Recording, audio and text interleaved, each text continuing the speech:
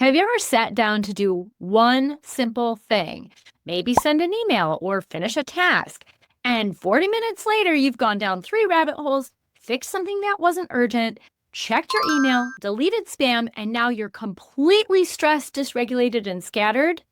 That happened to me today, and I want to talk about it because this is one of the most common ADHD cycles I see in myself, in my clients, and in so many women I work with.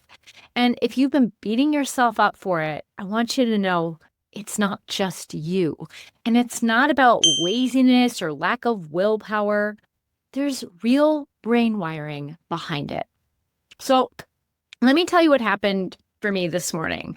I sat down with a clear plan, send a welcome email, finish some content for my VA, and get my podcast ready to post. Totally doable for a moderate energy day. But then a notification came in about a non-urgent tech issue, and I responded because I value timely responses and didn't want to disappoint anyone. Then I opened my email just to send that one message, and you can guess what happened next. I noticed my podcast title didn't match the episode, saw an order come through for my book, checked my Zapier automation to make sure it worked. It didn't. Fixed that, deleted some spam, and almost went deeper into the inbox. 40 minutes later, I finally sent the email I had intended to send right away. And then, you guessed it, I got distracted further with title issues, a new tool I'm testing, and remembering something I forgot to set up. By the time I sat down to create content, my nervous system was all over the place. Stressed, scattered, dysregulated, and frustrated. Sound familiar? This is so common for ADHD women. And the thing is, all of those tasks I did were important. They needed to get done eventually. But almost none of them were urgent, and they all pulled me off course.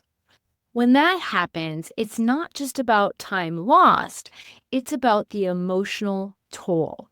You end up feeling scattered, guilty, frustrated, and even a little defeated. And that dysregulation makes it even harder to get into a focused state for the work that really matters. So why does this happen? There's a few reasons. Our brains are wired for novelty and urgency. Dopamine lights up when something feels new, important, or immediately rewarding. That's why a new email or a notification feels magnetic, even if it's not urgent. Another piece is working memory bottleneck. So think of working memory like a sticky note system in your brain. For ADHD brains, those sticky notes don't hold up as well, and there's not as many of them. So when something pops up, the brain goes, do this now or you'll forget. So instead of staying on task, we chase the new thing. And lastly, our emotional wiring. Many of us have a deep fear of letting people down. So when something pops up that could disappoint someone, we jump to it even at the expense of our own priorities. So what do we do? Here are a few ADHD strategies that help me when I actually remember to use them. So for me, at least, I don't start with email. And some people are like, no, I have to do it in my email. That's the best thing I can do first thing. Fantastic. Follow your energy around that.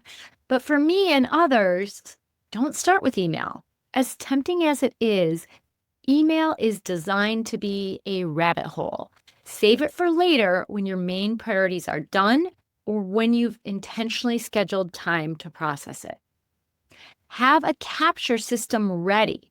So when things pop up in your head or land in your inbox, write them down. This could be a sticky note, notebook, planner, even a scrap of paper. Get them out of your head and into a place you'll process later so you don't feel like you'll forget. And then it won't feel as urgent. Regulate first. If you start the day stressed, rushed, or dysregulated, your brain is already primed to chase distractions. Even 2 to 3 minutes of grounding, breath, or movement can change your focus. And check for avoidance. Sometimes distraction is actually fear or overwhelm in disguise. Ask yourself, am I avoiding this task for some reason? And if so, is it because it feels hard, scary, or too big? If the answer to that is yes, break it into something smaller and kinder to start with, or start with something that's more fun. Give yourself compassion. Remember, the goal isn't perfection. You will get distracted sometimes. The key is noticing it sooner and gently bringing yourself back. If this sounds familiar, I want you to know you're not broken or messed up. This is your brain's wiring plus the world's distractions colliding. And while we can't eliminate rabbit holes completely, we can learn to spot the cycle sooner, give ourselves compassion, and create systems that support focus without shame. And if you want more support with ADHD-friendly strategies like this, I've created a free guide called the 5-Step Taskmaster Plan.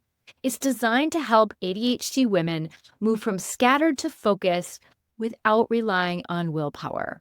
You can grab it at jenbarnes.org or the link is in the description. Thank you so much for being here with me today. And if this video resonated, let me know in the comments what your most common ADHD rabbit hole is. Email, social media, your phone, or something else. And I'll see you in the next video.